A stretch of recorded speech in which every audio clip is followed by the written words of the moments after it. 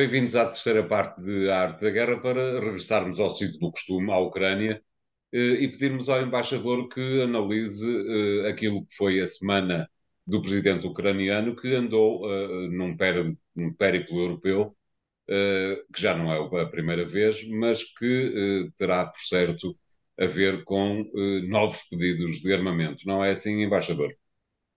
De armamento e de bênção, porque começou logo praticamente pelo Vaticano, das suas primeiras idas. De resto, a bênção vem também com pedidos de material. Os pedidos de material foram feitos naturalmente nas visitas que fez, quer à Alemanha, quer à Itália, quer depois à França e ao Reino Unido.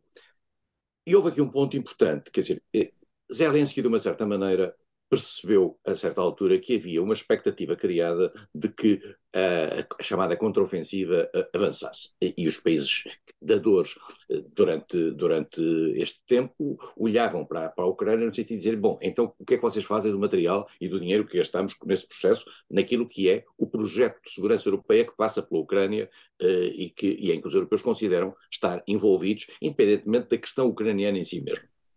Ora bem, começaram a chegar sinais de que a contraofensiva não vinha por aí, ou não vinha por aí, pelo menos com a força e com a dinâmica que tinha. E Zelensky, que é um homem que tem uma capacidade de relações externas extraordinária, percebeu que tinha que fazer, tinha que virar o jogo. E virar o jogo é ir outra vez falar com os parceiros. Com um discurso ligeiramente diferente do passado. O discurso demandeur, pedidor, sistemático e até de uma forma às vezes até desagradável, com que no passado jogou com os parceiros que estavam não só a pagar um preço económico, nomeadamente com as sanções e com os efeitos bumerangue das sanções, mas também com o preço económico da ajuda à guerra por parte da União Europeia e por parte dos Estados Unidos, Zelensky foi com uma linguagem diferente. Foi com uma linguagem diferente, mas manteve aquilo que era o seu pedido de reforço de armamento. E, no sentido de dizer, nós para termos uma contraofensiva eficaz, precisamos de mais armamento e armamento que ponha em causa o equilíbrio russo e começa a denunciar aquilo que até pode ser verdade, que é uma fragilidade russa na sua capacidade de ação.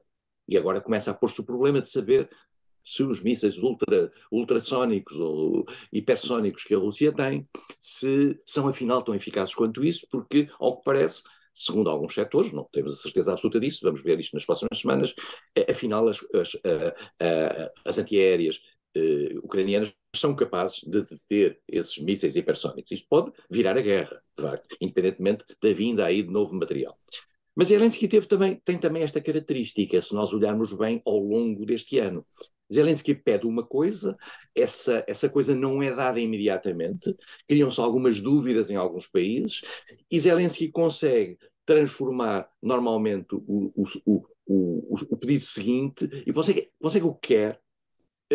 Conseguiu isso com os HIMARS, os famosos HIMARS que os Estados Unidos não queriam dar e depois acabaram por dar. Depois conseguiu com os tanques, desde o Challenger aos Leopard, aos Abrams, ao tanque francês. A seguir vem os Patriot e agora vem a ideia dos aviões, dos caças, que já têm sido referidos várias vezes. Ele não quer outros caças, já lhe deram MiGs, mas eles MiGs para ali, para aquela zona, não é propriamente a coisa mais popular neste momento. O que ele quer é as F-16. São aviões de altíssima qualidade. Podiam pedir os Gripen da Suécia ou os aviões britânicos. Os britânicos já disseram que não dão aviões. Mas ao dizerem, como disse Rishi Sunak a Zelensky, que está preparado para treinar pilotos, isso significa que há uma expectativa de lhe darem aviões. Isso, Rishi Sunak, eu repito sempre aqui, embora com o risco de alguém achar que eu acho que os ingleses são apenas uma outra maneira de ser americano. Rishi Sunak não diz isto sem ter os americanos a bordo. Isto é, não estava a treinar pilotos para aquecer, está a treinar pilotos porque vêm aviões. E, Claro. portanto, a sensação de que há uma expectativa para a vinda dos aviões está criada. Zelensky, com esta volta, que é brilhante sob o ponto de vista de relações públicas, no fundo vira ao jogo, como eu disse, e mais do que isso, perante os países que estavam à espera de ter uma ação eficaz, ele diz: eu preciso de mais material para ter uma ação eficaz. e continua a fazer, digamos, a diabolização da Rússia, com efeitos práticos nas opiniões públicas, e esta operação é bem feita, é muito bem feita sob o ponto de vista. Eu não sei quem é que prepara as relações públicas da Ucrânia, não é seguramente só Zelensky, mas há uma máquina muito eficaz nesta matéria, da qual é cúmplice, no sentido, digamos, positivo da ação, a comunicação social europeia, que no fundo acaba por criar um ambiente de natureza emocional que força os próprios governos. Vocês lembram-se o que eram os Leopard, que a certa altura não havia Leopards para ninguém da parte da Alemanha. Não. Vejam-se o discurso de Olaf Scholz há 3 semanas. Quer dizer, veja-se a própria evolução do discurso francês. Mas, Com... embaixador, não seria talvez a altura de os parceiros ocidentais da Ucrânia pararem com esta rábula que vai se repetindo e, no limite, faz com que uma série de tempo seja perdida? Não, António, porque nas políticas europeias, eu digo isto nas políticas europeias, mas também, neste caso, é numa política europeia que é o apoio à Ucrânia. Há um tempo para tudo, isto é, os governos num determinado momento não têm legitimidade e um consenso político interno para poder avançar num determinado sentido. É preciso uma espécie de uma maturação das coisas.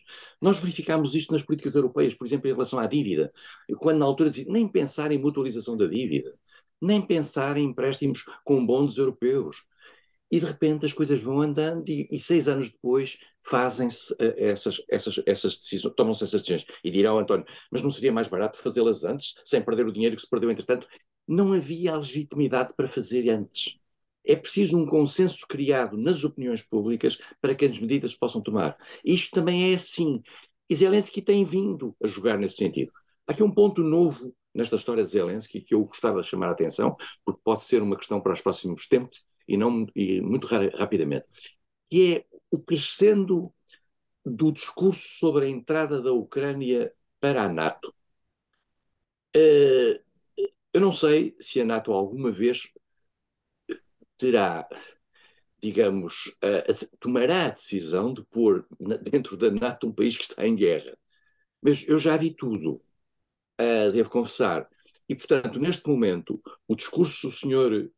Stoltenberg, que andou um pouco pela Europa a fazer as despedidas antes de ir para governador do Banco da Noruega, ao que consta, o discurso do Sr. Stoltenberg parece apontar na criação de uma espécie de meio caminho entre a entrada definitiva e uma espécie de cooperação reforçada com a Ucrânia. E porquê é que isto acontece? Isto também é muito interessante. E há 1 ano ou 2 anos, não passava pela cabeça de ninguém que a Ucrânia entrasse para a NATO. Depois do que tinha acontecido em 2008, em 2018, não havia condições psicológicas e em termos de geopolítica mundial para a Ucrânia entrar para a NATO. A partir do momento, se e quando a Ucrânia criar uma situação de impacto favorável na sua relação na sua guerra com a Rússia, e se a União Europeia, se os Estados ocidentais, nomeadamente os Estados Unidos e os países NATO, chegarem à conclusão, está criada a possibilidade de transformar a Ucrânia naquilo que muitos sempre pensaram, que era um Estado NATO avançado, e que essa oportunidade existe, e perante uma eventual fragilidade russa é possível dar esse salto institucional, a criatividade em matéria diplomática e de criação de tratados pode levar a uma fórmula qualquer, no sentido de transformar a Ucrânia num parceiro NATO Plus, uma coisa qualquer que permita, de certo modo, corresponder também àquilo que é o interesse europeu, por um lado, e americano, em termos da fragilidade russa, e, por outro lado, ao interesse de Zelensky de, digamos, sedimentar a sua posição no quadro euroatlântico. E que não seja, desde logo, uma declaração de guerra à própria Rússia. Sim, mas quer dizer, eu devo já dizer que não, já não excluo nada, mas não é com certeza, mas até porque todos nós temos a consciência, e particularmente quando digo nós, é um nós com um W de Washington, que uma guerra à Rússia é uma guerra nuclear, é uma Claro. guerra com dimensão nuclear, e na guerra nuclear, eu repito aqui o que já disse aqui há umas semanas, os mortos da guerra da Ucrânia são um conto de crianças. Evidentemente, claro.